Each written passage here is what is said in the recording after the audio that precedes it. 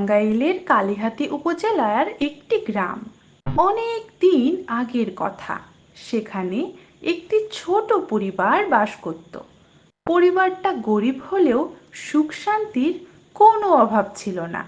স্বামী রহিম মিয়া আর স্ত্রী ফাতেমা খাতুন। তাদের একটি মাত্র সন্তান, নাম তার লিমা। লিমা তাদের কাছে অনেক বেশি আদরের সন্তান ছিল। রহিম মিয়া ও তার স্ত্রী ফাতেমা খাতুন মেয়ে লিমাকে তাদের নিজের জীবনের চেয়েও বেশি ভালোবাসতেন। রহিম মিয়া একটি মাছের আড়তে কাজ করেন। সেখানে ইলিশ মাছ সহ অন্যান্য অনেক মাছের সমাহার। আড়তের মালিক ছিল একজন কৃপণ লোক। সে কাউকে নিজের স্বার্থ ছাড়া কিছুই দিত না। মা, আজকে তুমি কি রান্না করছো? আরে মা, তুই জানিস না, তোর বাবার পছন্দের কচুর শাক আর টাকি মাছ রান্না করি আমি এখন।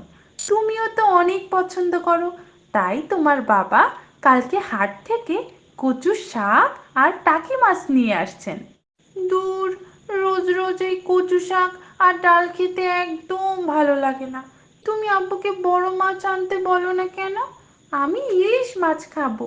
তুমি আজকেই বাবাকে ইলিশ মাছ আনতে বলবে।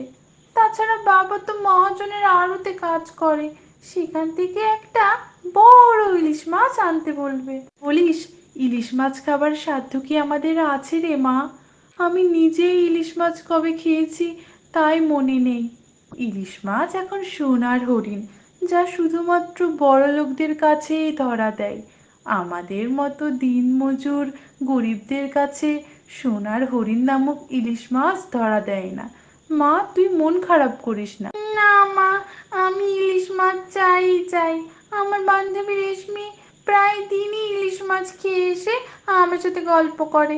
ইলিশ মাছ নাকি অনেক বেশি সুস্বাদু ও পুষ্টিকর খাবার, আর নাকি অনেক বেশি ঘ্রাণ পাওয়া যায় রান্না করলে। আমার তো ইলিশ মাছ লাগবেই লাগবে। আরে, তোমাকে একটা কথা বলার ছিল, তা কিভাবে যে বলবো ভেবে পাচ্ছি না। দেখো তো গিন্নির কথা, স্বামীর কাছে একটা কথা বলবে এইটার জন্য এত সংকোচ করতে হয়। বলো কি বলতে চাও? আমাদের মেয়েটা কোনো সমস্যা করেছে, নাকি কোনো বায়না ধরেছে, না কেউ কোনো কিছু বলেছে? নির্দ্বিধায় বলো, বলে তাড়াতাড়ি খাবার দাও, খেয়ে ঘুমাতে যাবো। আরে বাবা, কি বায়না ধরেছে রে! ইলিশ মাছ খেতে যাচ্ছে, এইটা তো বিরাট কথা। একটা ইলিশ মাছের যে দাম, সেইটা দিয়ে তো আমাদের সারা মাসের সংসার চলে যাবে।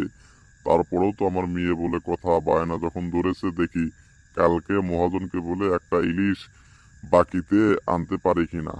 এটা নিয়ে কোনো টেনশন করতে হবে না, কালকেই আমি ইলিশ নিয়ে আসবো। তুমি ওকে ভালোভাবে বুঝিয়ে বলো।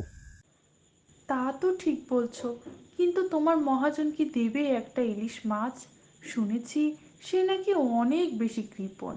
তাও একবার বলে দেখো, যদি কাজ হয়ে যায়, অন্তত মেয়ের শখটা তো পূরণ হবে। আসসালামু আলাইকুম মহাজন মশাই, কেমন আছেন? আপনার ইলিশ তো সবগুলো নিয়ে আসা হয়েছে বাজারে, আমাদের কাজ তো প্রায় শেষ। তো আপনাকে একটা কথা বলতে চাই, কি বলবো নাকি বলুন? ওয়ালাইকুম আসসালাম। কি বলবি বল। আবার তাড়াতাড়ি ইলিশ বিক্রি করে আমাকে বাসায় যেতে হবে, আজকে টাকাটা ব্যাংকেও রাখতে হবে। তাড়াতাড়ি কি বলবি বল। রে, তুই এইটা আমারে কি শোনাইলি?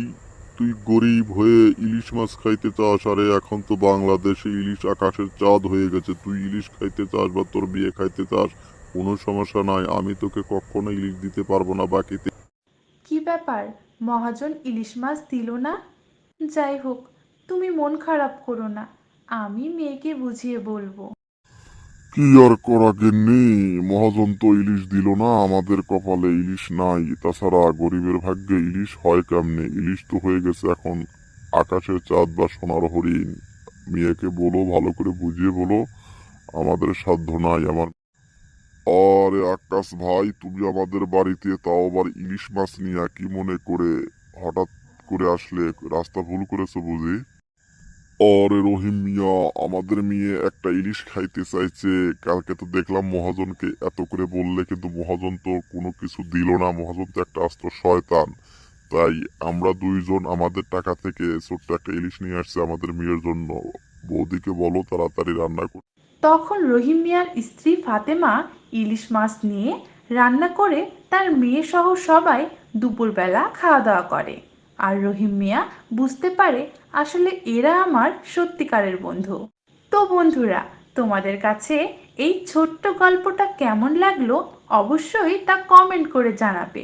আর তোমরা আমার এই ছোট্ট ইউটিউব চ্যানেলে নতুন হলে অবশ্যই সাবস্ক্রাইব করে রাখবে। আবার দেখা হবে নতুন কোনো ভিডিও নিয়ে। সে সময় পর্যন্ত সবাই ভালো থাকো, সুস্থ থাকো। আল্লাহ হাফেজ।